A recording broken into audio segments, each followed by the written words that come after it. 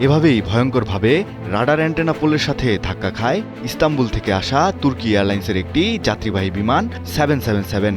ভেঙে যায় ডান দিকের ডানা, চূর্ণ বিচূর্ণ হয় কেবিনের দেয়াল। আরও ভয়ঙ্কর ব্যাপার হলো বিমানটিতে ছিল 267 জন যাত্রী। তবে অলৌকিকভাবে সবাই রক্ষা পেয়েছেন। কিভাবে ঘটল এই দুর্ঘটনা? তুর্কি এয়ারলাইন্সের বোয়িং 777 উড়োজাহাজ, যার লেজ নাম্বার TCL-KD, ইস্তাম্বুল বিমানবন্দর থেকে 267 জন যাত্রী এবং 13 জন ক্রু নিয়ে ফ্লাইটটি অত্যন্ত সফলভাবে তুরস্কের পর্যটন শহর আন্তালিয়ায় অবতরণ করে। তবে বিপত্তি ঘটে টার্মিনালের পার্কিং জোনে যাওয়ার ঠিক আগ মুহূর্তে।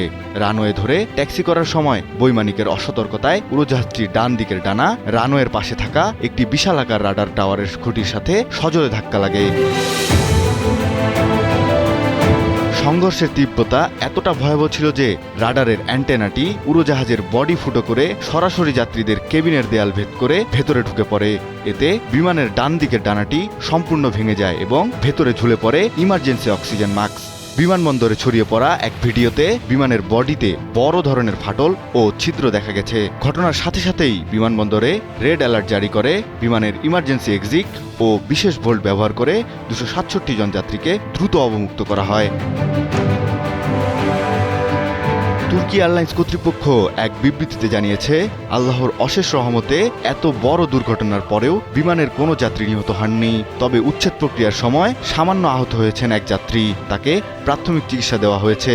কিভাবে এবং কার অবহেলায় এই ভূমিতে সংঘর্ষের ঘটনা ঘটল তা খতিয়ে দেখতে তুরস্কের বেসামরিক বিমান চলাচল কর্তৃপক্ষ একটি উচ্চ পর্যায়ের টেকনিক্যাল তদন্ত শুরু করেছে। তদন্ত শেষ না হওয়া পর্যন্ত 18 বছরের পুরনো এই বোয়িং বিমানটিকে উড্ডয়ন নিষিদ্ধ করার ঘোষণা করা হয়েছে। পাইলটের সামান্য ভুলে কোটি কোটি টাকার অত্যাধুনিক বোয়িং বিমানটি এখন চিরতরে পঙ্গু হওয়ার মুখে। তবে 267 জন আরোহী নিরাপদে ফিরে আসাটাই এই মুহূর্তে সবচেয়ে বড় স্বস্তির। জিয়াউল ইসলাম জিসান, নিউজ 24।